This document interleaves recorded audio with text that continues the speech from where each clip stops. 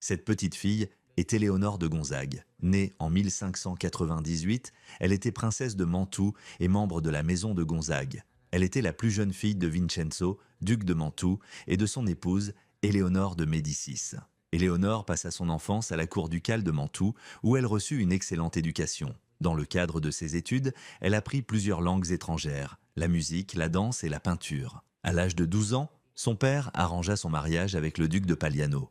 Un contrat de mariage fut signé, mais l'arrangement échoua par la suite. Son père entreprit d'autres négociations matrimoniales, mais sans succès. Puis, en 1612, alors qu'Éléonore avait environ 14 ans, son père mourut, mettant fin à toutes les négociations matrimoniales. La même année, l'empereur veuf du Saint-Empire romain germanique Ferdinand II envoya son conseiller privé à la cour de Mantoue pour demander Éléonore en mariage. Éléonore avait alors une vingtaine d'années et accepta le mariage. Derrière moi, on la voit dans sa somptueuse robe de mariée. Ferdinand II avait 20 ans de plus qu'Éléonore, qui était sa seconde épouse. Il avait déjà plusieurs enfants de son premier mariage.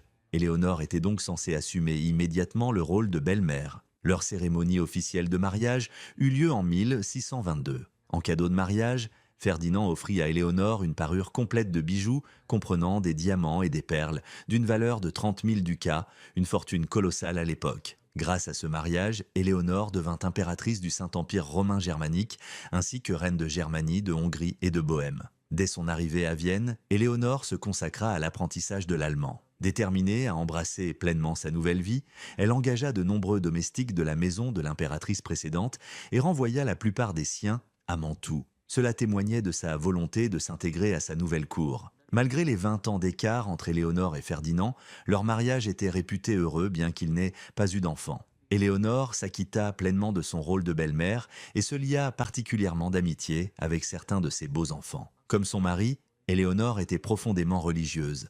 Tous deux étaient de fervents catholiques. Elle devint une importante bienfaitrice de monastères et de couvents et fit d'importants dons à des œuvres caritatives. En tant qu'impératrice, Éléonore accompagnait souvent son mari aux réunions avec les électeurs impériaux et autres chefs d'État. Passionnée d'art et d'architecture, elle fut à l'origine de la construction de chapelles, de monastères et d'autres édifices.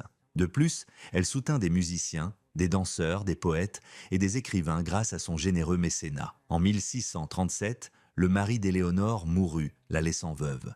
Elle choisit de se retirer dans un monastère qu'elle avait fait construire, où elle mena une vie pieuse. Bien qu'elle se soit retirée de la sphère publique, Éléonore conserva une grande influence. Elle contribua à la conclusion des contrats de mariage de sa famille et entretint une correspondance active avec de nombreux chefs d'État. Éléonore mourut à Vienne en 1655, à l'âge de 56 ans.